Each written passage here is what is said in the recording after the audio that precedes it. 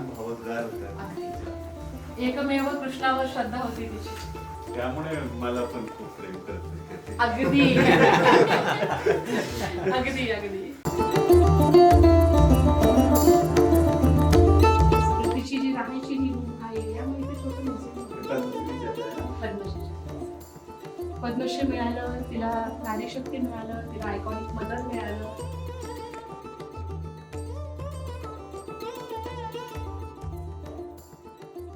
इथे आवर्जून उपस्थित असलेल्या सर्व लहान मोठ्यांना मी मनापासून नमस्कार करते आणि सर्वांचं मनपूर्वक स्वागत सुद्धा करते. पद्मश्री डॉक्टर सिंधुताई सपकाळ म्हणजे आपल्या साऱ्यांच्या लाडक्या माई. आज 14 नोव्हेंबर माईंचा वाढदिवस. आज देशभरात बालदिनाचा जल्लोष वेगवेगळ्या पद्धतीने साजरा होतोय. पण आपण जर आपल्या माईंचं जीवन कार्यच पाहिलं तर त्यांनी आपला हर एक क्षण बाळगोपाळांसाठी जल्लोषासारखा साजरा केलेला दिसतो आणि त्यांच्या पश्चात तो जल्लोष आजही तसाच सुरू आहे.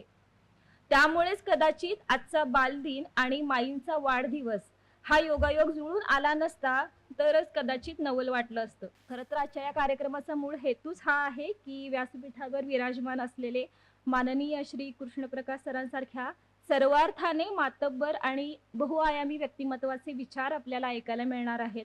त्यांचे अनुभव आपल्याला समजून घेता येणार आहेत. त्यांच्या विचारातून, त्यांच्या जीवन संघर्षातून आपल्याला प्रेरणा मिळावी हा खरं तर या कार्यक्रमाचा मूळ हेतू आहे. आणि म्हणून आजची संध्याकाळ ही या सगळ्या बाळगोपाळांबरोबरच आपल्यासाठी ही खूप संस्मरणीय राहणार आहे. मी इथे आवर्जून सांगते.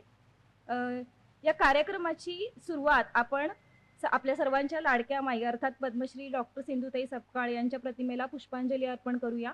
मी मान्यवरांना विनंती करते की त्यांनी माईंच्या प्रतिमेला पुष्पांजली अर्पण करून कार्यक्रमाची सुरुवात करावी. माननीय कृष्णप्रकाश सर यांच्या सोबतच ज्यांनी या कार्यक्रमाला ज्यांची उपस्थिती लाभलेली आहे ते लेटर्स अँड आर्ट स्पिरिट क्लबचे श्री मनीष कसोदेकर सर, आपल्या ममता बाल सदनचे अध्यक्ष माननीय दीपकदादा गायकवाड हे सुद्धा इथे उपस्थित आहेत. त्यांनाही मी विनंती करते की त्यांनी पुष्पांजली अर्पण करावी. आपल्या भारतीय संस्कृतीत कोणत्याही शुभकार्याला जाताना किंवा कोणत्याही शुभकार्याची सुरुवात करताना आपण आईला नमस्कार करतो. त्यामुळे आपण हा कार्यक्रम सुद्धा आईला वंदन करून सुरू करतोय. खरं तर आज या हृद सोहळ्याला जी माणसं आपल्या वेळात वेळ काढून या ठिकाणी उपस्थित झाली आहेत त्यातलं पहिलं आणि फार महत्त्वाचं नाव आहे अतिशय सन्माननीय पोस्ट 1 महाराष्ट्राचे प्रमुख अप्पर पोलीस महासंचालक माननीय श्री कृष्णप्रकाश सर.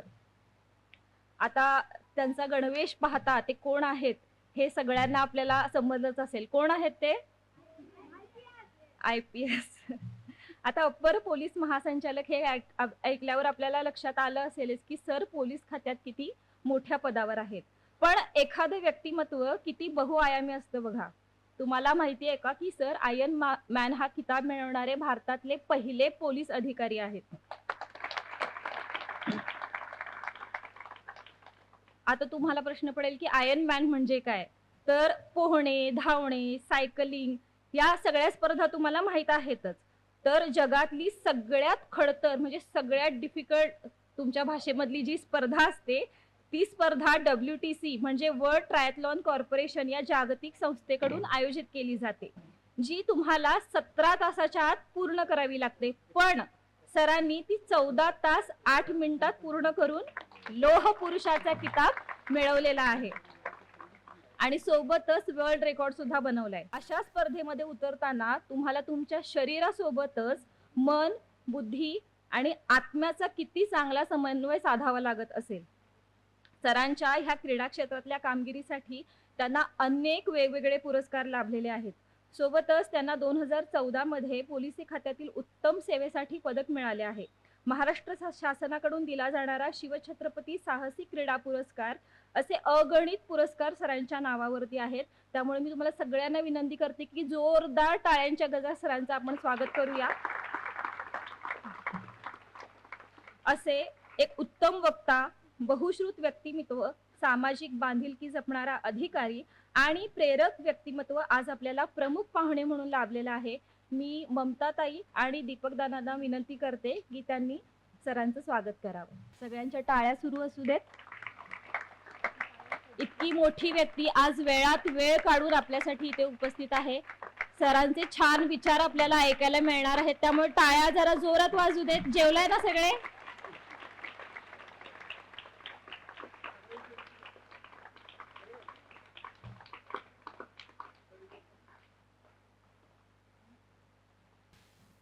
यानंतर दुसरे जे प्रमुख उपस्थिती आपल्याला लाभलेली आहे त्यांचं नाव आहे माननीय Shri Manish Kasodekar sir. Letters and spirit art क्लबचे फाउंडर मेंबर, जे की deputy commissioner of income tax आहेत. मनीष कासोदेकर सर यांची आज प्रमुख उपस्थिती तर आपल्याला लाभलेलीच आहे. मी त्यांच्याविषयी सांगण्याआधी त्यांच्या आर्ट क्लबविषयी तुम्हाला थोडक्यात सांगते. लेटर्स अँड स्पिरिट हा प्रामुख्याने सुलेखन कलेला वाहून घेतलेला एक कलाप्रेमी ग्रुप आहे. सुलेखन म्हणजे कॅलिग्राफी जी आपण करतो ना, त्याला सुलेखन असं म्हणतात. पद्मश्री अच्युत पालव यांच्या मार्गदर्शनाखाली लेटर्स अँड स्पिरिट हा सुलेखन कलेला वेगळा आयाम देणारा कला समूह 2015 साली श्री मनीष कासोदेकर, श्री निलेश देशपांडे, श्री विनय देशपांडे आणि श्री शिरीष शिरसाट, जे की सुलेखन शिरीष या नावाने समाज माध्यमावरती परिचित आहेत, या 4 मित्रांनी मिळून हा ग्रुप स्थापन केला. सुलेखनाच्या मूळ स्वरूपाला धक्का न लावता त्या कलेचे वेगवेगळे आविष्कार कसे विकसित करता येतील या उद्देशाने हा ग्रुप गेली 10 वर्ष काम करतोय. श्री निलेश जाधव, श्री अशोक हिंगे, श्री कुलदीप कोरेगावकर, बिजी लिमे, चिंतामण पगारे, मनसूर मनन, रुपाली गट्टी अशी अनेक नामवंत चित्रकार सुलेखनकार मंडळी या ग्रुपमध्ये आहेत. प्रयोगशीलता हाच मूळ गाभा पकडून सुलेखनाचे वेगवेगळे प्रयोग या ग्रुपद्वारे आजवर केले गेलेले आहेत. साहित्य आणि सुलेखन यांची सांगड घालून नामवंत साहित्यिकांच्या कृती आकर्षक स्वरूपात नवीन पिढीपर्यंत पोहोचवण्याचा प्रयत्न त्यांनी गोनी दांडेकर यांच्या साहित्यावर आधारित एक दिनदर्शिकेने सुरू केला. नंतरच्या काही वर्षात पु ल देशपांडे, आरती प्रभू आणि गुलजार यांच्या साहित्यावर आधारित 3 कॉफी टेबल बुक्स प्रकाशित केली. या वेगवेगळ्या प्रयोगांना अतिशय उत्तम प्रतिसाद रसिकांकडून मिळाला. नुकतंच गेल्या सप्टेंबर महिन्यामध्ये मुंबईतील नामांकित जहांगीर आर्ट गॅलरी येथे या ग्रुपच्या 16 कलाकारांच्या सुलेखन चित्रांचे प्रदर्शन झालं. त्याला अतिशय उत्तम प्रतिसाद मिळाला. अशी प्रयोगशीलतेच्या वाटेवर यांच्या ग्रुपची वाटचाल सुरू आहे. या समूहाचा अत्यंत महत्त्वाचा भाग असलेले सर आज आपल्याला इथे प्रमुख उपस्थिती म्हणून लाभलेले आहेत. मी दीपक दादांना आणि ममताताईंना विनंती करते की सरांचं त्यांनी स्वागत करावं. ही सगळी माणसं त्यांच्या क्षेत्रामध्ये खूप महत्त्वाची आहेत. त्यांचं खूप महत्त्वाचं योगदान ते देत आहेत. आणि व्यासपीठावर विराजमान असलेले तिसरे मान्यवर, आता हे कोण आहेत ते सगळ्यांना माहीतच आहे, आपले सगळ्यांचे लाडके आदरणीय दीपक दादा. घरच्याच व्यक्तीचं ओळख काय करून द्यावी, तरी सुद्धा इथे अनेक जणांना त्यांच्याविषयी माहीत व्हावं म्हणून मी सांगते. माईंचं कार्य जेव्हा सुरू झालं तेव्हा अंधारात आशेचा किरण सापडावा तशी दीपकदादांची साथ माईंना लाभली. जेव्हा माईंसोबत कुणीही नव्हतं तेव्हा माईंच्या सुखदुःखाच्या, संघर्षाच्या, लढ्याच्या काळात दादा खंबीरपणे उभे होते. माईंनी सांभाळ केलेला पहिला मुलगा ते आज संस्थेचा आधारस्तंभ असा दादांचं नावलौकिक आहे. दादा आजच्या या कार्यक्रमाला वडीलधाऱ्यांच्या आशीर्वादासारखे वेळात वेळ काढून उपस्थित आहेत. त्यामुळे दादांचेही आपल्या सगळ्यांतर्फे मनापासून आभार आणि मनापासून स्वागत. कार्यक्रमाचं प्रास्ताविक करण्यासाठी मी ममताताईंना विनंती करते.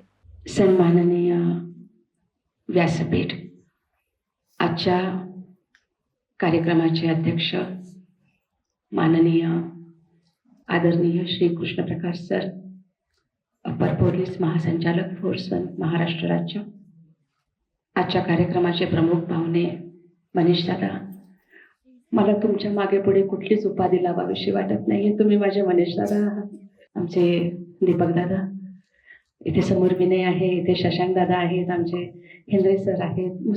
सगळी माझी जी माणसं इथे सर्वेश आहे, माझी सगळी माणसं आज इथे माई परिवाराशी जोडली गेलेली उपस्थित आहेत या ठिकाणी. ह्या सगळ्यांना मी ममता सिंधुताई सपकाळ, पद्मश्री डॉक्टर सौ सिंधुताई सपकाळ यांची कन्या नमस्कार करते, वंदन करते.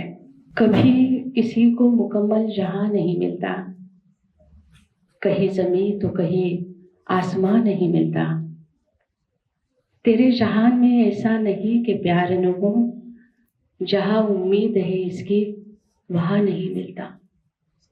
निदा फाजली साहेबांची गझल आहे ही. ह्यात मराठीत सांगायचं झालं तर जिथे प्रेमाची अपेक्षा असते तिथे प्रेम मिळत नाही. हक्काची जागा हवी असते तिथे हक्काची जागा मिळत नाही. कुणाला जमीन मिळत नाही, कुणाला आकाश मिळत नाही. खूप सुंदर आहे ते. एक प्रकारचं गाराणं आहे. कदाचित ज्यांनी लिहिलं त्यांचा तो डायरेक्ट देवाशी संवाद असेल.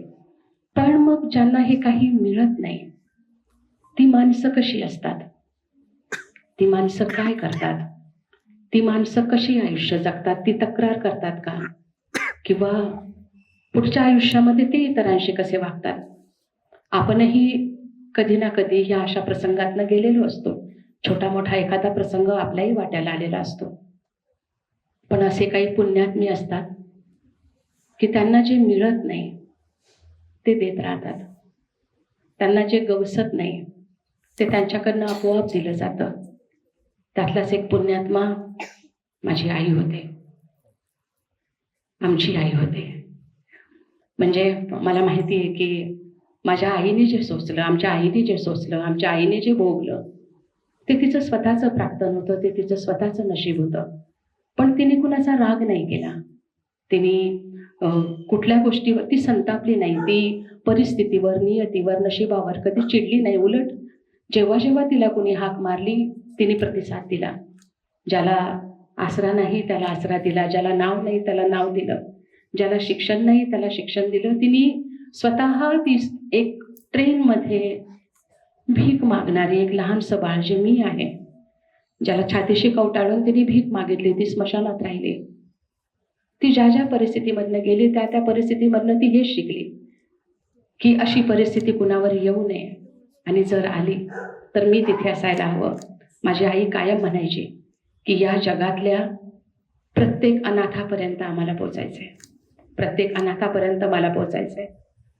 ती आयुष्यभर हे काम करत आली, ती आयुष्यभर अनाथांना सांभाळत आली. आजच्या तारखेला जर सांगायचं म्हटलं तर महाराष्ट्रातनं 5 संस्था आमच्या कार्यरत आहेत. 325 मुलांचा सांभाळ त्या संस्थांमधनं केला जातो. मुलं शिकतायत, मुली शिकतायत. माझ्या मुली इंजिनिअरिंगला आहेत सर, माझी मुलं इंजिनिअरिंगला आहेत. हॉटेल मॅनेजमेंट असू देत, कॉम्प्युटर असू देत, commerce, art, science, MPSC, UPSC असं कुठलंही क्षेत्र नाही आहे की ज्या क्षेत्रामध्ये आमची लेकरं पुढे जात नाही आहेत. मला आई गेल्यानंतर असं वाटायचं की आता पुढे काय आहे, काय असणार आहे आपल्या पुढे. म्हणजे पण आई गेल्यानंतरची जी पोकळी निर्माण झाली होती, अर्थात आम्ही सगळी भावंड एकदम एकत्र आलो, तो वेगळा भाग. 14 नोव्हेंबर आईचा वाढदिवस आहे. मला आजही जयंती म्हणावंसं वाटत नाही, माझी हिंमत होत नाही. मी आजही वाढदिवस म्हणते कारण मला माहिती आहे माझ्या संस्था ज्या काम करतायत त्या पुढे जात आहेत, त्या मोठ्या होत आहेत. आणि आता संस्थाच आमची आई आहे. आणि मग संस्था जर मोठ्या होत आहेत तर मग तो वाढदिवसच असायला पाहिजे. म्हणून हा माझ्या आईचा वाढदिवस आहे, आमच्या आईचा वाढदिवस आहे. आणि आजच बालदिन आहे. बालदिन आणि आईचा वाढदिवस एकाच दिवशी यावा ह्याच्या मागे काहीतरी देवाचं एक ठरलेलं समीकरण असणार आहे. आई जेव्हा गेली ना तेव्हा खूप लोकांनी मलाही विचारलं की माई कशा गेल्या. माई खूप चांगल्या होत्या, माई धडधाकट होत्या, काय झालं माईंना. आम्हाला कळालंही नाही, अचानक बातमी कळाली. माई महिनाभर ॲडमिट होत्या. माईंना हायटस हर्निया होता. पण जो ऐकतो तो हेच म्हणतो की हायटस हर्निया हा काही जीव घेणारा आजार नाही आहे, तो जीवावर बेतणारा आजार नाही आहे. मग नेमकं काय झालं होतं, अशा कशा माई गेल्या. मग मी त्यांना सांगते की कृष्णाच्या डाव्या पायाच्या अंगठ्याला बाण लागून जर कृष्ण जाऊ शकतो तर हेही निमित्तच आहे ना. हे अवतार कार्य असतात, ते जन्माला येतात, आपलं अवतार कार्य पूर्ण करतात आणि कुणालाही कळणार नाही अशा पद्धतीने चटकन जीवाला चटका लावून निघूनही जातात. पण तेव्हापासून आम्ही सगळेजण काही ना काही उपक्रम आजच्या दिवशी करत असतो. आज सकाळी सासवडच्या संस्थेमध्ये पण कार्यक्रम झाला, तिथेही मुलींनी खूप छान कार्यक्रम सादर केला आणि संध्याकाळचा हा कार्यक्रम तर ठरलेलाच होता. मग काय करायचं, आईला जाऊन हा 4था आईचा वाढदिवस आहे जो साजरा करतोय. पहिल्या वर्षी आईची मूर्ती आपण स्थापन केली कारण त्या मूर्तीशिवाय ही इमारत सहन होत नव्हती. दुसऱ्या वर्षी आपण आईची रूम जे तिचं निवासस्थान आहे ते सगळ्यांसाठी खुलं केलं, कारण लोकांचा प्रश्न असायचा की माई कुठे राहायच्या, आम्हाला माईची रूम बघायची आहे, त्यांचं वास्तव्य कुठे होतं, त्या कुठल्या वस्तू वापरायच्या. मोठी हिंमत करून ती रूम उघडली आणि त्याचं थोडंसं काम करून एक छोटंसं म्युझियमवर बनवलं. तिसऱ्या वर्षी भगवान श्रीकृष्णाची स्थापना इथे केली, कारण आईने आम्हाला आजपर्यंत जे शिकवलं, म्हणजे जे मोठे आहेत ते तर रांगायला लागल्यापासून शिकवत होते की आई आमची कायम सांगायची की देवा आम्हाला हसायला शिकव, परंतु आम्ही कधी रडलो होतो याचा विसर पडू देऊ नकोस. मग ते जे देवाला हाक मारणं होतं, देवा म्हणून जी हाक देणं होतं, त्यासाठी तो देव तर समोर असायला हवा. आणि आईची एकमेव कृष्णावर श्रद्धा होती, त्यामुळे मग कृष्ण हा देवच तिथे आम्ही स्थापन केला. समोर माईंची मूर्ती आहे, या बाजूला कृष्णाची मूर्ती आहे. दोघेही जण गप्पा मारत असतील सांगता येत नाही. या वर्षी काय करायचं हा माझा विचार होता, आणि कुठेतरी एक विचार असा आला, म्हणजे हा प्रयोग माझा ऑलरेडी 3 वर्षापूर्वी करून झाला होता. एक टेबल कॅलेंडर आम्ही बनवलं होतं जे टेबलावर ठेवलं जातं, आणि खूप सुंदर झालं होतं ते कॅलेंडर. पण टेबल कॅलेंडर ही अशी गोष्ट आहे की जी फक्त ऑफिसमध्ये किंवा टेबलवर वापरली जाऊ शकते. आणि माझा यावर्षी विचार हा होता की ते भिंतीवर लागावं, कुठल्याही घराच्या, कुठल्याही ऑफिसच्या, आणि त्याला प्रत्येकाचे हात लागावे. त्या घरातल्या गृहिणीचा हात लागावा, त्या घरातल्या लेकराबाळांचा हात लागावा, त्या घरातल्या थोरा मोठ्यांचा हात लागावा, असं काहीतरी बनवावं. की ते आईची जी भाषणं होती, आईची जे मोटिवेशनल तिचे जे स्पीच आहेत, त्यातली जी निवडक वाक्य आहेत, म्हणजे उदाहरण द्यायचं झालं तर फुलांच्या पायघड्यावरून चालताना काटे बोचले तर सहन करायला शिका, कारण काट्यांना बोचणं माहिती असतं, वेदना कळत नसतात, हे आमची आई सांगायची. त्याच्या पुढचं वाक्य हे होतं की एक दिवस तुम्ही तुमचे पाय इतके घट्ट करा की एक दिवस हे काटे तुम्हाला म्हणतील की आइये वेलकम सुस्वागतम, आप आइये हम झुकता है. आणि त्याच्याही पुढे जाऊन तिसरं वाक्य हे होतं की दरवेळेला संकटावर मात करायची गरज नसते, कधी कधी तिला वळसा घालूनही पुढे जाता येतं. हे सगळं आमच्या आईने आम्हाला शिकवलं, आणि हे कुठेतरी समोर यायला हवं, हे रोजच्या जगण्यातलं आहे, हे प्रत्येकापर्यंत पोचायला हवं, हे घराघरात पोचायला हवं. हाच विचार करून ह्या कॅलेंडरची कल्पना पुढे आली. आणि मी पूजाला विचारलं की पूजा कोणी आहे का गं असं कॅलेंडर करणारं. पूजा म्हटली बघते ताई. मग ती मननशी बोलली, मग मनन शिरीष दादांशी बोलला. शिरीष दादा म्हणजे डॉक्टर शिरीष शिरसाट. आणि शिरीष दादांचा मला फोन आला की हो मी सांगितलंय ताई की हो म्हणून सांगा, कसं करायचं ते नंतर बघू. आणि कॅलेंडरची सुरुवात झाली. मला काहीच माहिती नव्हतं, पण माझ्यासमोर एक अट ठेवली गेली की आम्हाला माईंना ऐकायचंय. तुम्ही जे फोटो पाठवाल, तुम्ही जे काही आमच्याकडे डॉक्युमेंट्स ते पाठवा ना, आम्हाला तसे कॅलेंडर नाही करायचे, ते तुम्ही कुणाकडे करून घेऊ शकता. आम्हाला माईंना ऐकायचंय. आणि जोवर आम्ही माई समजून घेत नाही, माझ्यासाठी हे थोडंसं वेगळं होतं, कारण आजपर्यंत जी लोक मला भेटली त्यांना माई माहिती असायच्या, मग मी वेगळं काही माईंविषयी सांगणार आहे. पण मग आमचा एक व्हिडिओ कॉल झाला. मला हे सगळं तुमच्याशी शेअर करायचं आहे. त्या व्हिडिओ कॉलवर मी 2 तास बोलत होते, आणि 2 तास ही माणसं माझं ऐकत होती. आणि कुणी पार्किंगमध्ये गाडीमध्ये बसून ऐकत होतं, कुणी स्टडी रूममध्ये होतं, कुणी बेडरूममध्ये होतं, कुणी आय थिंक पार्किंग, सगळे असे कोण कोण कुठे कुठे होते, कुणी ठाण्यात, कुणी मुंबईत, कुणी नाशिक. आणि 2 तास ती लोक मला ऐकत होती. मी माईंडविषयी बोलत होते. आणि मग त्यांनी सांगितलं आता आमच्यावर सोडा, काय करायचं ते. मी म्हटलं सोडलं. दिवाळी येऊन गेली. म्हणजे ही सगळी ग्रेट माणसं आहेत. ही जे समोर आता मनीष दादा बसलेत ना, हे हिमनगाचं टोक आहे. हे जो मेन बर्फ आहे तो तर अजून पाण्याखालीच आहे. हे हिमनगाचं टोक दिसतंय आपल्याला, जे दिसतंय ते समोर निखिल दादाच ना. येस, समोर निखिल दादा पण आहे, मनन पण आला होता. येस. सो या लोकांनी सगळ्यांनी एकत्र येऊन माझ्याकडून जी माई त्यांना कळाली, जी त्यांना उमजली, समजली, ती त्या 12 महिन्यांमध्ये अशी एकत्र केली. माईंची सगळी मोटिवेशनल वाक्य, तिच्या भाषणातल्या वेगवेगळ्या ओळी, तिचे फोटोज, ते सगळं मिळून ते जानेवारी, फेब्रुवारी, मार्च, एप्रिल, मे, जून, जुलै, ऑगस्ट, सप्टेंबर, ऑक्टोबर, नोव्हेंबर, डिसेंबर, त्या 12 महिन्यात पूर्ण माईचं आयुष्य त्यांनी आणण्याचा प्रयत्न केला. ती सगळी वाक्य त्या ठिकाणी आणली. आणि खरं सांगते, आपण जसं देवाची परतफेड करू शकत नाही, देव आपल्यासाठी जे करतो त्याचे, तुम्ही देवाचे अंश आहात. तुम्ही जे आमच्या परिवारासाठी केले, जे मुलांसाठी केले, जे आमच्यासाठी केले, त्याची परतफेड नाही करू शकणार. तुमच्या सगळ्या ग्रुपला माझ्याकडनं धन्यवाद सांगा. खूप मोठी गोष्ट आहे माझ्यासाठी ही सगळी आपापल्या क्षेत्रातली मातब्बर माणसं जेव्हा दिवसातला थोडा वेळ त्यांना इतरांसाठी काहीतरी करायचं असतं, तो वेळ ते आम्हाला देतात आणि महिनाभर त्यावर काम करून एक कॅलेंडर इथे तयार होतं. ही खूप सुंदर गोष्ट आहे, कमाल गोष्ट आहे. आता कॅलेंडर मला ऑनलाईन तर कळालं, पण कॅलेंडरचे प्रकाशन म्हणजे त्याचं इनॉग्रेशन ते कोण करणार? आणि मला 4 जानेवारी 2025ला जेव्हा आदरणीय कृष्णप्रताप सर बालगंधर्वला आले होते यशोदा माई पुरस्काराच्या त्या समारंभाला, आणि त्यांच्या भाषणामध्ये त्यांनी एक वाक्य वापरलं होतं सरांनी, की जहाँ पे यशोदा का नाम है, यशोदा माई है, वहाँ पे कृष्ण का आना तो जरूरी है. हे तेव्हा सरांचं वाक्य होतं. माझ्या कुठेतरी लक्कन ते वाक्य येऊन गेलं आणि मी सरांना फोन केला, म्हटलं सर असं आहे, माईंचं कॅलेंडर केलंय आणि माझी फार इच्छा आहे की माईंच्या वाढदिवशी 14 नोव्हेंबरला जो बालदिनही आहे, माझ्या मुलांचा तो बालकांचा दिवस आहे, त्या दिवशी त्या कॅलेंडरचं प्रकाशन, त्या दिनदर्शिकेचं प्रकाशन तुमच्या हस्ते व्हावं अशी आमची फार इच्छा आहे. सरांचे फक्त 2 शब्द मला टाईप करून आले, येतो ताई. त्याच्या पलीकडे काही नव्हतं. काय आहे हे? कोण आहे मी कोणी नाहीये, ही आई आहे. हे जे करवून घेते ती आई आहे. आईमुळे आज आपण सगळे एकत्र आहोत. हे निमित्त आईने दिले, तिच्यासाठी होते, तिच्यामुळे करतोय आणि करत राहणार आहोत.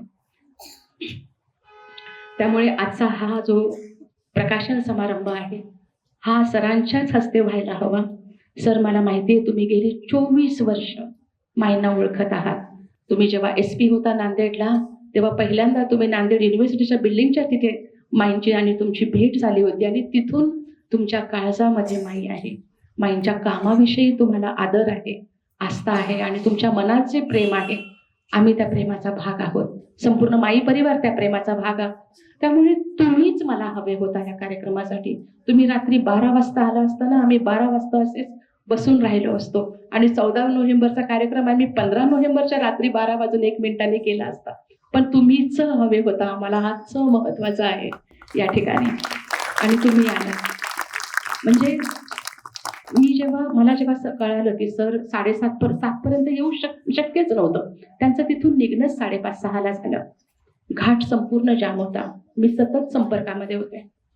पण मला असं वाटणं स्वाभाविक आहे की 7चा कार्यक्रम आहे, 7:30 झाले, 8 झाले, 8:30 झाले, 9, 9:30, अजून किती वेळ मी लोकांना थांबवून ठेवू. आणि त्या क्षणी माझ्या मनात हा विचार आला की आज संपूर्ण दिवसभर काम करून, मीटिंग अटेंड करून, माहीत नाही किती लोकांना भेटून, किती मसले सॉल्व्ह करून, मुंबईवरनं इतका घाट रस्ता पार करून आज ही व्यक्ती हसत मुखाने माईच्या घरी येतेय. सर, आम्ही ब्लेस्ड आहोत. ही पुण्याई आहे, आमच्या आईची पुण्याई आहे की तुम्ही आज या ठिकाणी आहात. मला प्रचंड ब्लेस्ड, आम्हा सगळ्यांनाच ब्लेस्ड फील वाटतंय इथे. तुम्ही आज कायमचे माई परिवाराशी जोडले गेलेले आहात. तुम्ही लवकर पुण्याला या, हे वाक्य कंसामध्ये आहे.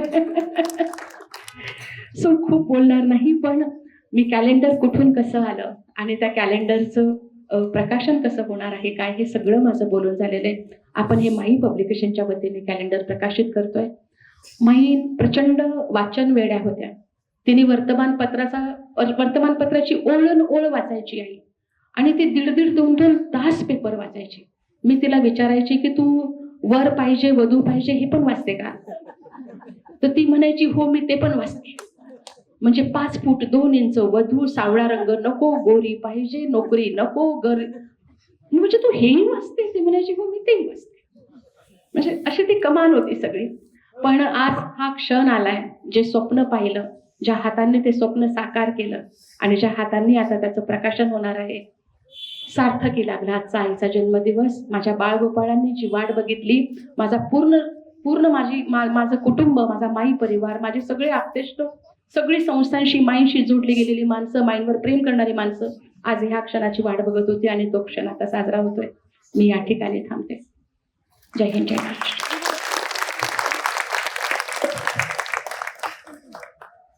धन्यवाद म्हणताताई.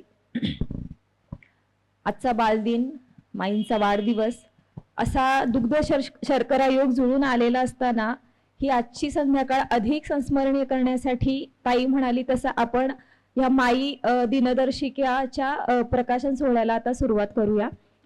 मी आपल्या सगळ्या मान्यवरांना विनंती करते की त्यांनी या सुंदर दिनदर्शिकेचं प्रकाशन करावं.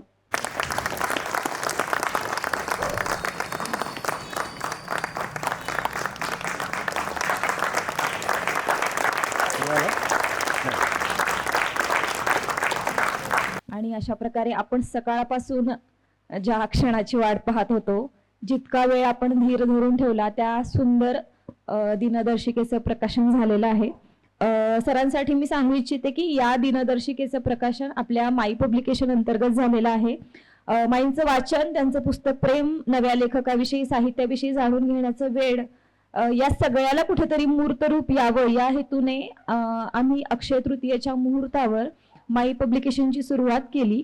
या प्रकाशन संस्थेअंतर्गत आपण नव्या लेखकांना त्यांच्या शब्दांना हक्काचं व्यासपीठ देण्याचा प्रयत्न करतोय आणि विविध साहित्य प्रकारातील दर्जेदार लेखन तितक्याच दर्जेदार निर्मितीने वाचकांपर्यंत पोहोचवण्याचा देखील प्रयत्न करतोय. मला याविषयी सांगताना आनंद होतोय की या गेल्या काही 4-5 महिन्यातच आपली कथा, कादंबरी, कविता आणि बालसाहित्य या प्रकारातली 5 पुस्तकं प्रकाशित झालेली आहेत आणि त्याला वाचकांकडून, समीक्षकांकडून फार उत्तम प्रतिसाद सुद्धा येतोय. अनाथांची माय बनून पदरात असलेल्या लेकरांना सांभाळण्यासाठी माईंनी गावोगावी अनेक वर्ष भटकंती केली. या प्रवासात माईंनी केलेली भाषणं आणि त्यामधील प्रेरणादायी विधानं ही आजही आपल्याला एखाद्या परिपाठासारखी आपल्या मनात कायम रुतून बसलेली आहेत. त्यांच्या एकेका वाक्यात मनाला खडबडून जागं करण्याची ताकद आहे. अशाच त्यांच्या काही निवडक ओळी आणि फोटो एकत्रित करून letters and spirit art club या ग्रुपच्या कुशल सुलेखनकारांनी ही सुंदर दिनदर्शिका बनवलेली आहे. मी पुन्हा एकदा सांगते की ह्या दिनदर्शिकेचं आज या ठिकाणी प्रकाशन झालेलं आहे आणि ही दिनदर्शिका आजपासून प्रत्येकाच्या घराघरात जाण्यासाठी सज्ज आहे. माई प्रत्येकाच्या घरात आजपासून आपल्याला दिसायला लागतील या दिनदर्शिकेच्या रूपाने. ज्या लेटर्स अँड स्पिरिट आर्ट क्लबच्या सुलेखनकारांनी ही दिनदर्शिका बनवली त्या क्लबचे मनीष कासोडेकर सर आज या ठिकाणी उपस्थित आहेत. आपण सरांकडून जाणून घेऊया की ही दिनदर्शिका बनवताना त्यांना आलेले अनुभव किंवा त्यांना काय वाटलं, त्यांचं मनोगत आपण थोडक्यात जाणून घ्यायचा प्रयत्न करूया. मी सरांना विनंती करते की त्यांनी आपलं मनोगत व्यक्त करावं. नमस्कार. आदरणीय श्री कृष्णप्रकाश सर, आदरणीय ममताताई, आदरणीय दीपक दादा आणि उपस्थित माई परिवार. मला तशी फारशी भाषण देण्याची सवय नाही, पण हे कॅलेंडर करण्यामागं काय प्रोसेस होती हे मी थोडक्यात तुम्हाला एक्सप्लेन करतो. आजचा दिवस आमच्यासाठी, आमच्या क्लबसाठी अतिशय भाग्याचा आणि आनंदाचा आहे, कारण की ह्या कॅलेंडरच्या निमित्ताने आम्ही डॉक्टर सिंधुताई सपकाळ माई या अजोड व्यक्तिमत्वाशी जुळलो गेलो. आज त्याचा अतिशय आनंद आम्हाला आज आहे. ॲक्च्युली एक साधारणतः महिन्यापूर्वी मननचा आम्हाला फोन आला की मला ममताताईंचा कॉल आला आहे, त्यांना माईंवर एक वॉल कॅलेंडर करायचं आहे आणि 14 तारखेला त्याचं प्रकाशन आहे. ते ऐकलं मी. आता होतं की आता 1 महिन्याचा जाऊ दे, त्यात दिवाळी, त्याच्यामुळे तसं पाहायला गेलं तर 3 आठवडे तसे होते. याच्यात हे सगळं बसवायचं कसं? पण त्या नावाला म्हणजे डॉक्टर सिंधुताई सपकाळ माई या नावाला जे वलय आहे त्याला नाही म्हणण्याचा प्रश्नच नव्हता. त्याच्यामुळे आमच्याकडनं पहिलं होकार आला, मग काय करायचं ते बघू असं ते करून आम्ही त्यांना कळवलं की ठीक आहे, आम्ही करायला तयार आहोत. आणि कॅलेंडरसाठी काय करायचं याच्यावर विचार सुरू झाला. पण मग लक्षात आलं की जी आमची नेहमीची प्रोसेस आहे, कुठल्याही साहित्यिकाला आधी आम्ही समजून घेतो किंवा काय करतो, कारण त्याशिवाय तो जो व्यक्ती आहे ती जोपर्यंत तुमच्यात येत नाही तोपर्यंत तुमच्याकडनं काही बाहेर येऊ शकत नाही. हे कुठल्याही कलेचं एक वैशिष्ट्य त्या आहे. आणि दुसरी गोष्ट, आमचा जो letters and spirit art club आहे हा कमर्शियल नाही, त्याला कुठलीही व्यावसायिक परिणाम येईल. सगळे ॲमेच्युअर कलाकार आहेत आणि ते केवळ आपली हाऊस म्हणून आणि आनंद मिळवण्यासाठी हे काम करतो. आणि माईंच्या कार्यात आमचाही हातभार म्हणून आम्हाला त्याचा आनंद जास्ती होता. त्याच्यामुळे आम्ही ते आव्हान स्वीकारलं की चला करूयात. पण आम्ही माईंना एक रिक्वेस्ट केली की ताईंना एक रिक्वेस्ट केली की तुम्ही आम्हाला एक मीटिंग द्या, आम्हाला समजून घेऊ द्या की माईंचं एक्झॅक्ट कार्य काय. तसं गुगलवर सगळं अवेलेबल आहे, पण कुठल्याही गोष्टीचा फील यायला ते ऐकणं किंवा तो, आणि ताईंच्यापेक्षा जवळचा साक्षीदार कोण असणार माईन, त्याच्यामुळे त्यांच्या तोंडून ऐकत आम्ही त्यातले काही भाव समजून घेतले. आणि मग ती मीटिंग आम्ही अर्ध्या तासाची केली, ती जवळजवळ 2-2.5 तास चालली. आणि त्यातनं माई आम्हाला समजून घेता आल्या जशा जमल्या तशा. आणि आमचे कलाकार हे सगळे महाराष्ट्रभर विखुरलेले आहेत, म्हणजे कोणी नाशिकला आहे, कोणी ठाण्याला आहे, त्यावेळेस तर कोणी उदयपूरला होते.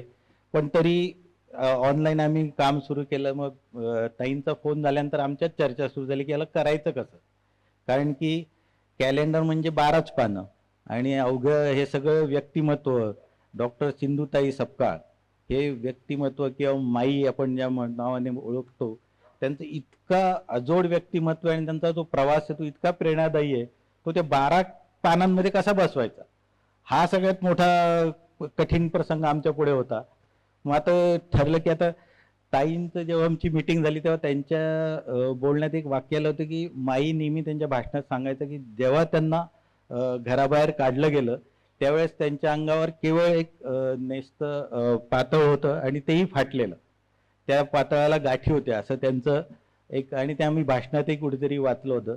आम्ही तोच धागा डिझाईनसाठी पकडला की आता हेच आपण करूयात. माईंना आता आपण प्रतिकात्मक स्वरूप लिहू, कारण की फोटोज तर गुगलवर सगळीकडेच अवेलेबल आहेत आणि फोटो बघून माई तुमच्या डोळ्यासमोर दिसतील पण तुमच्यात येणार नाही. तुम्हाला त्यांचा विचार पोहोचवणं जास्ती गरजेचं आहे असं आम्हाला वाटलं.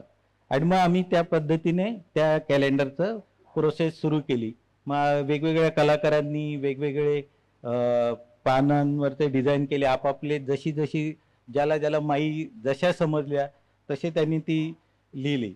मग आमच्या लक्षात आलं की माईंचा फोटो टाकण्याऐवजी त्यांचा विचार आपण पोचूयात प्रत्येक घरामध्ये, ते जास्ती महत्त्वाचं राहील. कारण की शेवटी कॅलेंडर हे फक्त तारीख आणि वार बघणे, याच्या पलीकडे ते काहीतरी असलं पाहिजे, हा आमचा त्याच्या मागची भावना होती. आणि मग त्यानुसार रफ डिझाईन सुरू केले त्याच्यात. आणि माईंचं तेच पातळ हा प्रतिकात्मक स्वरूप धरून ती धागा पकडून आम्ही प्रत्येक पान आणि त्या प्रत्येक पानावर माईंचा एक विचार असं त्याचे डिझाईन्स करत गेलो. आणि ते सगळं करून मग शेवटी 12 पानांचे काही शॉर्ट लिस्ट केली. आमच्यातलेच कलाकार बरेचसे, मनन आहे त्याच्यात, रुपाली आहे, डॉक्टर शिरी शिरसाट, चिंतामण पगार आणि अजून 1-2 प्रीती वगैरे अशा आमच्या कलाकारांची काही डिझाईन्स आम्ही फायनल केली की 12 पानं यांची तयार होते. पण मग ती डिझाईन करायचं कसे, वेळ अगदी कमी.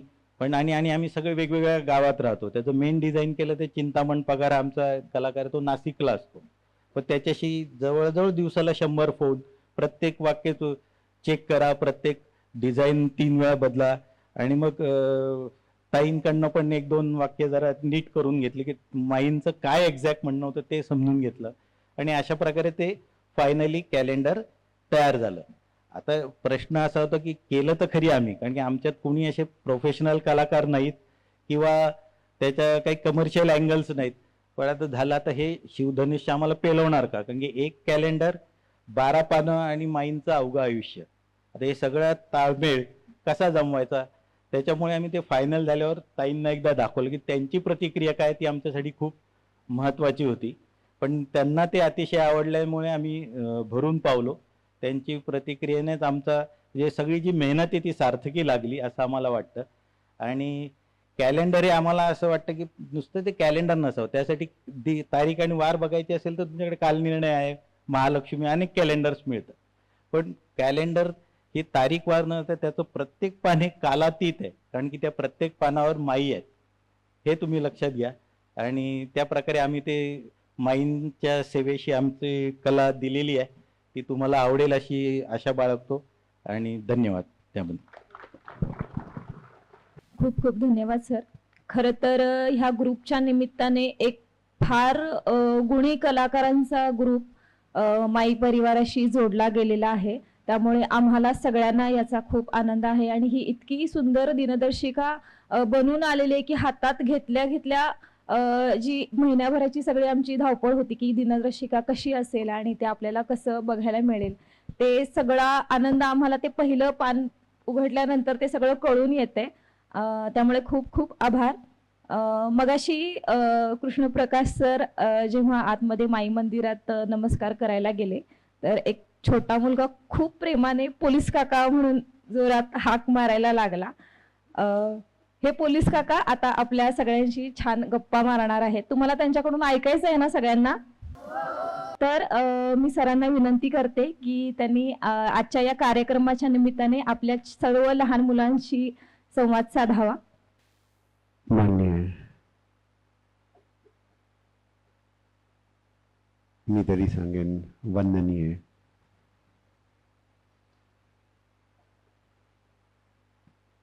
ममताताई सपकाळ, दीपक दादा आणि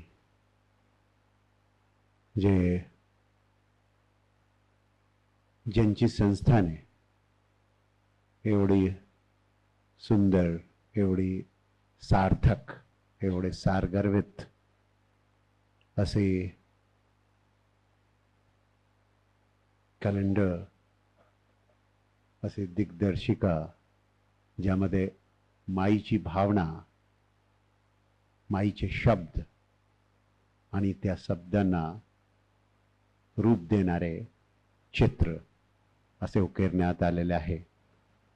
बुलढाणा जिल्ह्यापासून आमचे मित्र.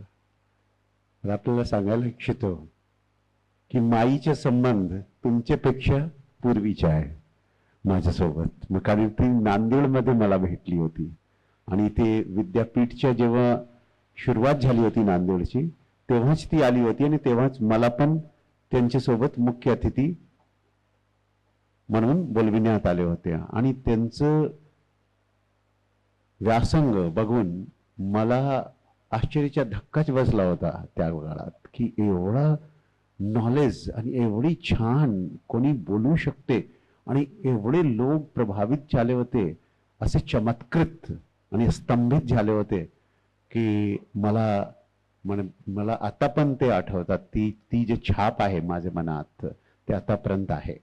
कवी सतीश दराळेने सांगितलेले आहे की वसंताचे नाकराचे जरी येतात सांगावे, तरी खडकावरी आम्ही फुलांची कोरतो नावे. यदि जीवन में सुख समृद्धि अनुकूलता ना भी मिले, यदि परिस्थितियां कठोर और प्रतिकूल ही क्यों ना हो, फिर भी यदि हम सुंदरता आशा का सृजन नहीं छोड़ेंगे, कठोर पत्थर जैसी परिस्थिति में भी हम फूलों जैसी कोमलता और सकारात्मकता को जिंदा रखेंगे, तब ये मनुष्य का सच्चा जिद और सच्चा आशावाद है. और यही जिद और यही आशावाद लेकर माई संपूर्ण याव जीवन ज्याला सांगतात, संपूर्ण जीवनात ते सतत चालत राहिली आणि कधीच त्याने नकारात्मक भूमिका घेतली नाही. त्यांचे जीवनात कितीही नकारात्मक झाले, म्हणजे माईचे जीवन जे आहे ते कबीर सारखा आहे. आचार्य रामचंद्र शुक्ल आलोचना करताना असा सांगतात की कबीर आणि तुलसी मध्ये कोण श्रेष्ठ आहे. आणि तेव्हा ते आलोचना करताना सांगतात कबीर भाषा वैज्ञानिक नहीं थे, पण ते भाषाचे जादूगर होते. ते अक्खळ आणि फक्कळ होते. ते विद्वान नव्हते. म्हणत विद्वान म्हणजे मासी कागद छुओ नहीं, कलम गही नहीं हात. त्याने कधी मसी म्हणजे स्याही, कागद आणि कलम नाही घेतली होती हातात. तरी पण त्यांचं जे अनुभव होता ते खूप मोठा होता आणि त्यामुळे ते अनुभव साचा और अनुभय साचा म्हणजे अनुभवच्या सच आणि भयरहित सच ते मांडायचे कवी. आणि त्यामुळे ते सांगतात की कबीर की भाषा, कबीर की भाषा भाव अनुगामिनी थी, कबीर के भाव भाषा अनुगामिनी नहीं थे. म्हणजे माई पण जेव्हा बोलत होत्या, म्हणजे तीन चार कार्यक्रमात त्यांच्या सोबत होतो मंचावर, आणि जेव्हा ती बोलत होते तेव्हा त्यांची भाषा अशी होती जसं एक असा निर्झर, अशी नदी असे प्रवाहमान होत होते की त्यांचे कलकल तुमचे हृदयात रुजत होते. म्हणजे एक क्षण पण तुम्हाला असं वाटत नव्हते की त्यांची धारामध्ये, त्यांची भाषेची प्रांजल धारामध्ये एकही रोडे आहे, एकही कंकड पत्थर असा काही आहे. आणि त्यामुळे असं वाटायचं की आपण एक समाधीमध्ये गेलेलो आहे. आता बघत होतो भाषण विना राशन नाही. ठीक आहे. भगवद्गीतेत असं म्हटलेले आहे की मनुष्यच्या जीवनात जेव्हा आपण शरीर धारण करतो तेव्हा मनुष्याला असं वाटायला लागतात, जेव्हा थोडा फार सुज्ञ होतात तर असं वाटायला लागतात की तेच सर्व गोष्टींचा कर्ता आहे. आणि त्यामुळे त्यांच्या मनामध्ये अहंकार येतो, त्यांच्या मनामध्ये छल कपट प्रपंच हे सर्व येतो. पण खऱ्या अर्थाने भगवद्गीतेमध्ये असं म्हटलेले आहे की कर्ता 3 प्रकारचे असतात. एक असतो आदि शक्ती, शक्तींचे मूल स्रोत, ज्याला कोणी शिव सांगतात, कोणी बिग बँग सांगतात, कोणी कृष्ण सांगतात, कृष्णच्या विराट रूप विश्वरूप. दुसरा असतो भौतिक प्रकृती शक्ती आणि तिसरा असतो आमची आत्मिक शक्ती. आत्मिक शक्ती फक्त इच्छा करते.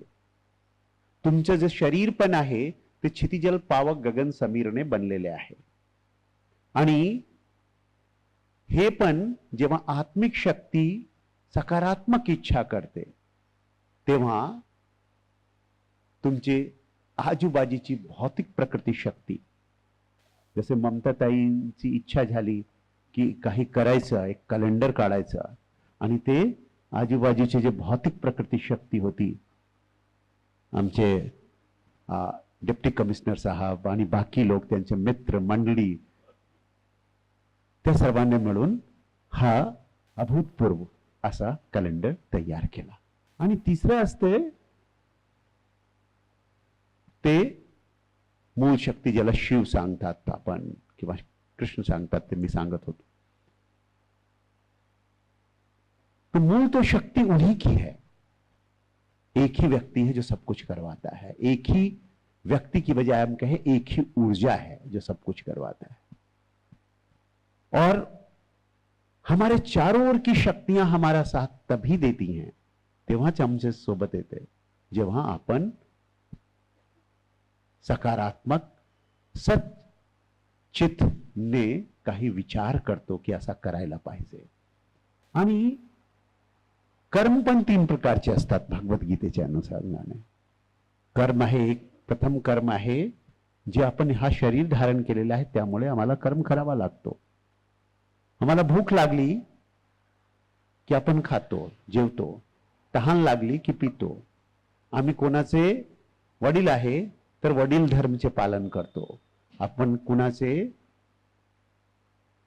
पती आहे तर म्हणे नवरा आहे तो नवरा धर्मचे पालन करतो, नवरी आहे तो नवरी धर्मचे पालन करतो, पुत्र है तो पुत्र धर्म का पालन करते हैं, पुत्री है तो पुत्री धर्म का पालन करते, समाज के नागरिक है समाज धर्म, परिवार कुटुंब के हैं तो कुटुंब धर्म, सेजार धर्म, राष्ट्र धर्म, विश्व धर्म, नागरिक धर्म, प्राणी धर्म चे पालन करतो आपण. हे जे पालन करतो हे आमचे शरीर धारण केल्यामुळे हे सर्व धर्मचे पालन करतो, हे सर्व कर्तव्य करतो. हे झाला कर्म. दुसरं आहे विकर्म, जे आम्हाला नाही केलं पाहिजे ते आपण करतो. बरेच लोक असा करतात ज्यामुळे इस दुनिया में दुख है. तथागत गौतम बुद्ध सांगतात या दुनिया में दुख है. आणि या दुनिया में दुःखचे दोन कारण आहे. एक आहे पुढवणूक आणि एक आहे आमचं गैरवर्तणूक स्वतःचा. इस दुनिया में जो दुख है उसका कारण जो है वो दूसरे लोग हैं, ऐसा नहीं है, हम भी हैं. लेकिन जो हम कर्म करते हैं, जब हम विकर्म करने लगते हैं तो दुख पैदा होता है, चाहे वो खुद के आचरण का विकर्म हो या दूसरे के प्रति हमारा कर्म विकर्म रूप में होता है. जो हमें नहीं करना चाहिए, जे आम्हाला नाही केला पाहिजे ते आपण करायला लागतो, ते विकर्म. आणि एक असतो अकर्म. अकर्म म्हणजे कर्म नाही करणे नाही, कर्म अत्यंत सक्रियरित्या, अत्यंत प्रेमाने, अत्यंत आवडीने, अत्यंत जिव्हाळाने करणे आणि शेवटी ते मूल शक्ती, आदि शक्ती, विराट रूप श्री कृष्णला समर्पित करणे.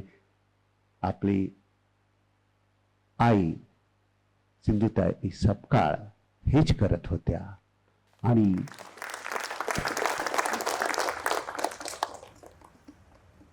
हे अकर्म करण्यासाठी त्यांना अर्जुनासारखा श्रीकृष्ण रूपी गुरु मिळालेला होता. पण अर्जुनासारखा त्यांचं हात धरून त्यांचे मार्गदर्शन करत असावेत त्यांच्या मनात, त्यांच्या आत्म्यात, पण ते मार्गदर्शन ते स्वतः घेत होत्या. आणि यामुळे मी नेहमी तुम्ही बाळांना विचारतो, तुम्ही सर्व बाळांशी विचारतो मी, की प्रत्येक विशेषणच्या एक विरुद्ध असतात, बरोबर आहे ना? जसे काळाच्या काय आहे विरुद्ध? पांढरा. मोठाच्या छोटा लहान, ठीक आहे. रुंदच्या अरुंद, रुंदच्या अरुंद, ओके. सुखच्या सचच्या, ओके. आनंदच्या दुःख किंवा विषाद. लेकिन जर मी विचारलो तुमच्याशी की सच्चित आनंदच्या विरुद्ध काय आहे, तर तुम्ही काय उत्तर देणार? सच्चित आनंद.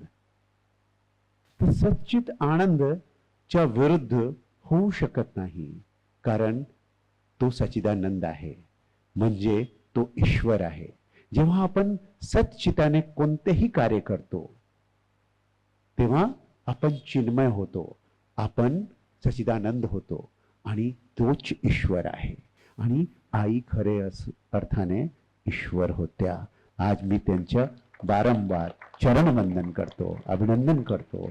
आणि जे एवढे मुलांना ते सांभाळत होत्या, ते त्यांचं स्वतःचा परिवार होता, आणि आता पण त्याच परिवार त्यांचंच हे घेऊन, जैसे भरत ने भगवान राम के, मर्यादा पुरुषोत्तम श्री राम का खड़ाऊ लेकर उसको सिंहासन पर रखकर जैसे काम कर रहे हैं, वैसे ताई अपना काम करते जा रहे हैं. एक शायर ने बहुत सही लिखा है, ये गरज बरस प्यारी धरती को, गरज बरस प्यासी धरती को फिर पानी दे मौला, चिड़ियों को दाने बच्चों को गुड़घानी दे मौला. 2 और 2 का जोड़ हमेशा 4 नहीं होता है, सोच समझ वालों को थोड़ी नादानी दे मौला. फिर रोशन कर जहर का प्याला, चमका नई सिलेबे, फिर रोशन कर जहर का प्याला, चमका नई सिलेबे, झूठों की दुनिया में सच को ताबानी दे मौला, चिड़ियों को दाना बच्चों को गुड़घानी दे मौला. फिर मंदिर से कोई मीरा, फिर मंदिर को कोई मीरा दीवानी दे मौला, फिर मूरत से बाहर आकर चारों ओर बिखर जा, फिर मंदिर को कोई मीरा दीवानी दे मौला। ऐसी मीरा, ऐसी ममतामयी यशोदा मां की फिर जरूरत है। ये तो सौभाग्य है हमारा कि ममता ताई सपकाळ भी उसी ममता को लेकर चल रही हैं जो यशोदा माई सिंधुताई सपकाळ लेकर चल रही थी। आणि जसं त्याने सांगितले कि यशोदा माई के रूप में सिंधुताई सपकाळ ने जब मुझे बुला लिया ममतामयी ताई के द्वारा, तो मेरे ना करने का तो सवाल ही नहीं था, संभव ही नहीं था, इसकी कोई गुंजाइश भी नहीं थी। ईश्वर सही अर्थों में उन्हीं के पास होता है और उन्हीं के अंदर होता है जो दूसरों का दर्द समझते हैं। जैसा कि मैंने कहा कि जब हम सच्चे चित्त से काम करने लगते हैं और अपना दर्द भूलकर दूसरे का दर्द समझने लगते हैं, जेव्हा स्वतःचा दर्द विसरून दुसऱ्यांचं दर्द आम्हाला कळायला लागतात, तेव्हा आपण ईश्वर तुल्य होतो, ईश्वर सारखे होतो। ईश्वर आणखीन काही नाही, आमचे जे जागृत चिन्मय आहे तेच ईश्वर आहे, प्रभू आहे। आणि आई ईश्वर होत्या, ईश्वर आहे आणि ईश्वर राहणार। कारण त्यांचे जे कार्यांचं हे जे त्याने जो एक पादप लगाया था, एक छोटा सा बीज बोया था, वो बीज उन्होंने एक वटवृक्ष बनाकर वो चली गई, एक वटवृक्ष मोठा वृक्ष म्हणून झालेले आहे। आणि हा वटवृक्ष इथेच थांबणार नाही, हे संपूर्ण भारतात आणि संपूर्ण जगात पोहोचणार अशी माझी आशा आहे, अशी माझी अपेक्षा आहे। अपनों को तो, जिसको हम अपना समझते हैं, उसके लिए तो सब लोग सब कुछ करते हैं, पर दूसरों को पहचानने की ताकत बहुत कम लोगों में होती है। एक शायर ने लिखा है, कवि ने लिखा है कि हम नए छोटे लोग चाहे तो अनदेखे बीत जाएं, हम नए छोटे लोग चाहे तो अनदेखे बीत जाएं, कोई तो चिन्हेगा, कोई तो चिन्हेगा कि हमारे होठों पे गीत थे, कोई तो देखेगा कि हमारी मुट्ठी में गुलमोहर के फूल थे। और ऐसे कई लोग हैं इस दुनिया में, इसीलिए ये दुनिया दुनिया है, वरना ये दुनिया दुनिया नहीं रहती। ये मानवों की दुनिया इसीलिए है, हे माणसांचं जग यामुळेच आहे की आपण या तऱ्हेचे विचार करणारे लोकांना, ज्यांचे आत्मा चिन्मय झालेले आहे, ऐसे लोकांचे सोबत राहतो। एक छोटी सी कथा सुनाकर अपनी बात को खत्म करूंगा क्योंकि समय बहुत हो चुका है। ये अजित केश कमलिन की कथा है, ममता ताई के लिए सुना रहा हूं। ममता ताई ने कहा कि इन्होंने ऐसे मदद की, उन्होंने ऐसा किया। एक हिमालय की तराई पर एक राजा राज्य करता था और वो प्रसेनजीत नाम का, और वो बहुत बड़ा वीणा वादक था। उसने क्या किया कि जब वो सुबह तफरी के लिए निकला, फिरायला निघाला, तर त्याने बघितला कि एक देवदार का पेड़ है, उसे बहुत अच्छा लगा। उसने सूखे देवदार के पेड़ को कटवाया, उससे बीना बनवाई और बीना को बजाने के लिए दरबार में लेकर आया। उसके सारे दरबारी मौजूद थे, मंत्री, संतरी, सेनापति। जब उसने बीना बजाई, नहीं बजी, तब उसने अपने सारे संगीतकारों को, वाद्यवादकों को, वृंदवादकों को बुलाया। उनसे भी बीना नहीं बजी, बीना असाध्य बीना थी। एक से एक बड़े गवैये बजवैये आए, उन्होंने बीना बजाने की कोशिश की, बीना नहीं बजी। राजा ने घोषणा करवा दी, राजा ने दवंडी करवाई कि जो कोई भी इस बीना को बजाएगा उसे मैं अपना आधा राजपाट दे दूंगा। फिर बड़े बड़े देश विदेश से गवैये बजवैये आए, पर कोई भी बीना को नहीं बजा सका। असाध्य बीना होती, ना बजनारी होती, नाही वाजली। शेवटी ममताताई सारखे अजित केस कमलिन आले तिकडे हिमालय की कंदराओं से, हिमालय की गुफाओं से तो आला आणि त्याने वीणा समोर आला आणि ते झुकला, नतमस्तक झाला. ती आई समोर नतमस्तक झाली आणि तेव्हा त्यांचे विचाराला गती मिळाली. तो नतमस्तक हो गया. नतमस्तक झाल्यानंतर सर्वांना वाटला की हे पण निराश झाला, हे पण वीणा वाजवू शकणार नाही. तेव्हा सभामध्ये जे लोग होते तेरा उपहास करायला लागले, पर वो शांत चित रहा और उसने उसके बाद प्रणाम किया. पहले वो देवदार का पेड़ जिस मिट्टी में अपनी जड़ों को जमाया था उसको प्रणाम किया.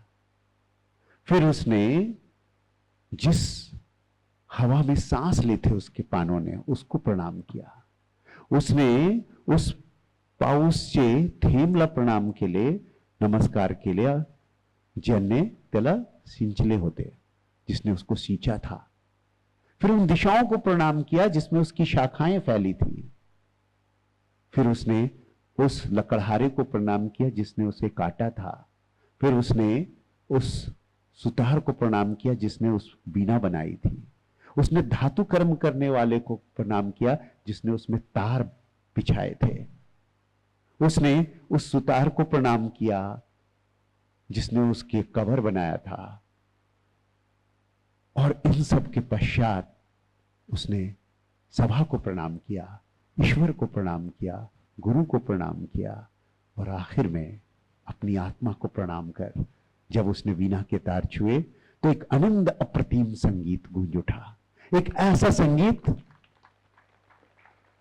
संगीत होता जे सर्वांना सम्मोहित करणारा होता, जादू सारखा होता. एकदम अप्रतिम, आनंद, अतिसुंदर, धूम धूम संगीत होता तो. आणि त्या संगीत ऐकल्यानंतर सभा चित्रखिचित झाली, स्तंभित झाली, स्तब्ध झाली. आणि जेव्हा त्यांची तंद्रा तुटली, तंत्रभंग झाली, तेव्हा राजा त्यांच्या सिंहासनातून खाली आले आणि सांगितले, हे संपूर्ण राजपाट तुमचा आहे. तर पण ममताताई तशी नाही आहे, ते तशीच आहे. जसं अजित केश कमलिन होता, तिने सांगितले कि क्यों मुझे ये राजपाट क्यों दे रहे हो भाई. तो उन लोग उसने कहा, राजा ने, तुमने इतना सुंदर संगीत सुनाया, स्वार्गिक संगीत, कोणाचं जे शक्य नव्हतं ते तुम्ही करून टाकले. बोले मी कुठे केले, मैंने कहा किया.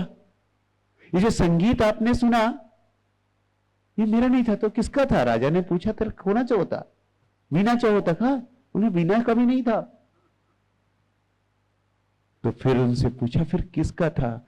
उसने कहा, संगीत आपने जो सुना न तो मेरा था न तो इस वीणा का था, ये तो सब कुछ की तत्ता थी.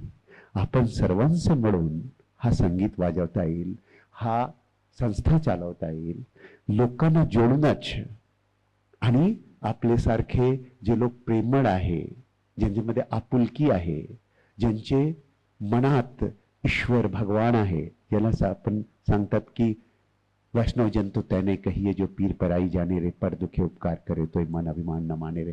असे लोक जे आहे तसे जोडणार, तेव्हाच हा वीणा वाजणार आहे. नाहीतर हे एवढा शानदार आश्रम चालणार नाही, एवढे उच्च विचाराचा आश्रम माईचा आश्रम चालणार नाही. तुम्ही सर्वांचा हे जे योगदान आहे अभूतपूर्व आहे, अनुकरणीय आहे. आणि हा वीणा जे आहे सगळीकडे याचे धून वाजेल अशी माझी असं माझं अभिष्ट चिंतन आहे आईच्या वाढदिवसानिमित्ताने. धन्यवाद. जय हिंद, जय महाराष्ट्र.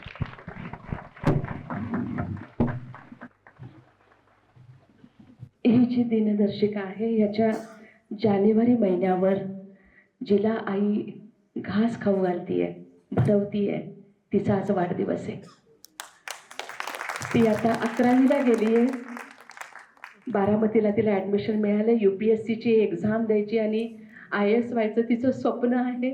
स्वतः रामनाथ कोविंद सरांनी तिला आशीर्वाद दिलेले आहेत. प्लीज बाळा ये वर.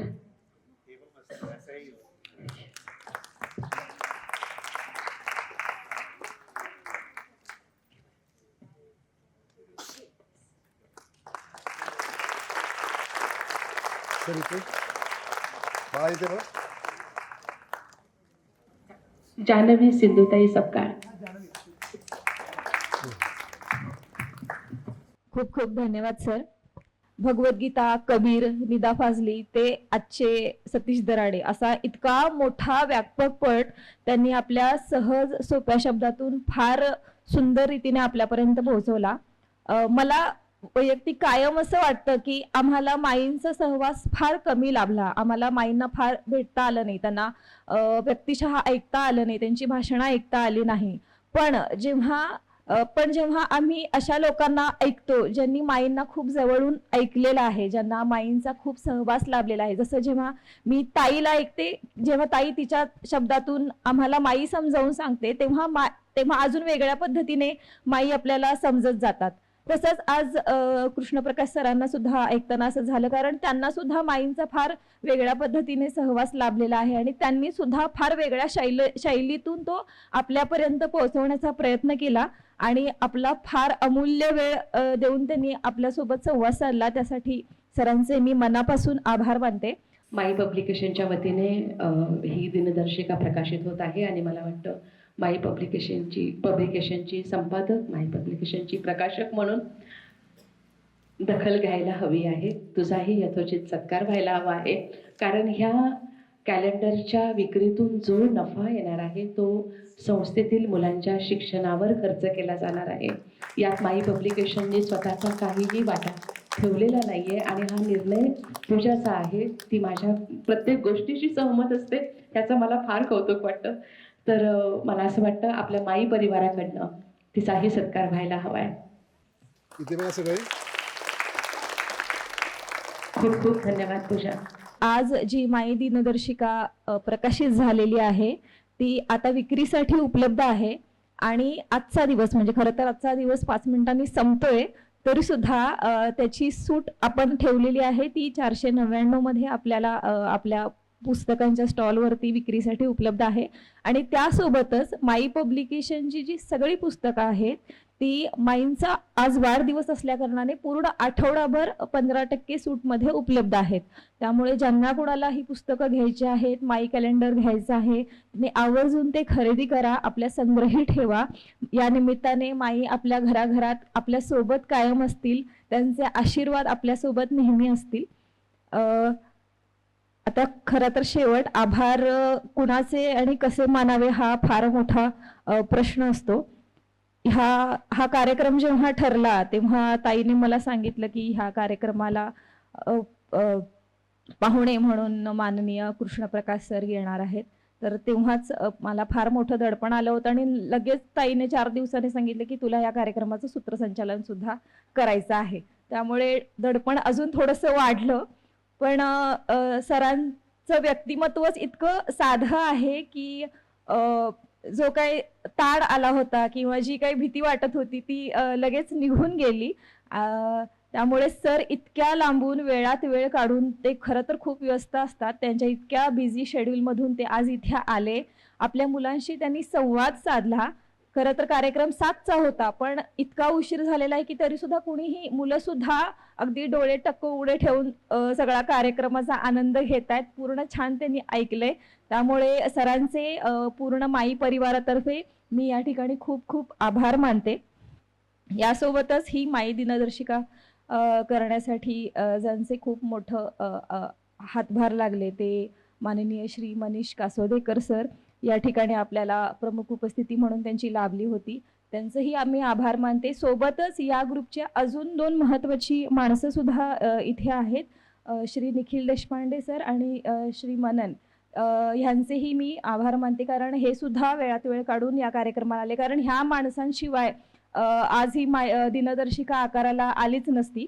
हा माई दिनदर्शिकेचा प्रकाशन सोहळा पार पाडण्यासाठी बालदिनाचा औचित्य साधून हा जो आपण सुंदर कार्यक्रम घडवून आणलाय, माईंचा वाढदिवस साजरा करण्यासाठी, म्हणजे इतके तीनही सुंदर कार्यक्रम घडवून आणण्यासाठी ज्या ज्या माणसांचे हात लागलेले आहेत, म्हणजे हा स्टेज तयार करण्यापासून, मंडप उभा करण्यापासून, जेवण तयार करणारे स्टॉलवाले किंवा जी जी छोटी मोठी कामं करणारी माणसं आहेत, त्या सगळ्यांचे मी मनापासून आभार मानते. कारण तुम्ही जर नसतात तर हा कार्यक्रम इतका सुंदर झाला नसता. वेळात वेळ काढून सगळी माणसं ह्या कार्यक्रमाला आली. माई परिवारातली अनेक माणसं, माईंची जवळची, माईंच्या मुली, माईंची मुलं, नातवंड ह्या ठिकाणी आहेत.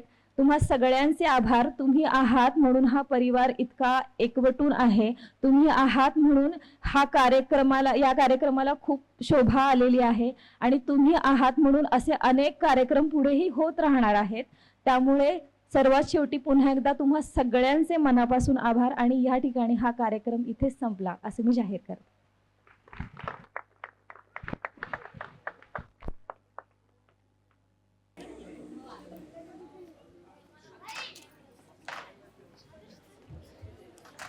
फक्त चेहरा दिसला तरी चालतोय. सगळे बघा समोर. ओके, महिलाकडे बघा. सगळ्यांनी हसायचं ना. येस, चला. मक्खन